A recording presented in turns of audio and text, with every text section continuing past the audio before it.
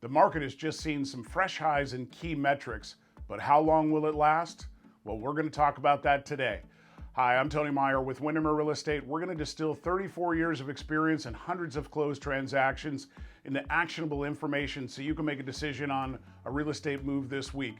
We're going to talk about rates, for sale and pending, months of inventory, and median price. First up is interest rates. Well, if you caught the announcement yesterday by the Feds, they intend to put a pause on planned interest rate hikes. That should help stabilize rates. We've been sitting in the mid sixes, down a little bit from last week. That's all good news. We want to see low interest rates for both buyers and sellers. Next up is our active listings. Statistically, given the 9-year average that we track, we should be sitting in the 900 or so active listings per week on the east side.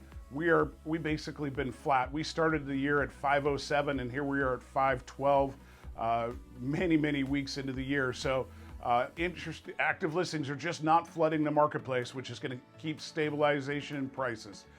Next up is pending sales. Well, this is a high water mark for this year. 139 pending sales over the last week. That's the highest we've seen so far. Now, we are at the time of year, May being that, where we tend to see pending sales peak. So we'll see what happens with this number going forward, especially if interest rates continue to go down, then we could see peaks in a time we don't expect them to be, which we passed May at this point. Months of inventory. This is also a peak number, the lowest we've been. Months of inventory is a division of supply versus demand, and anything under 2 months is favoring a seller. We put 0.85 months of inventory. We're up quite a bit still from last year, but that is the best the market has seen so far this year. And that's good news for sellers for sure, and for buyers, probably not the greatest. It's time to get out in that marketplace as things are likely to get more expensive. And that's really what's showing up in our pricing as we hit $1,410,000 this week. When we close out and get April's closed numbers, we're likely to be ahead and show our 4th month so far this year in appreciation.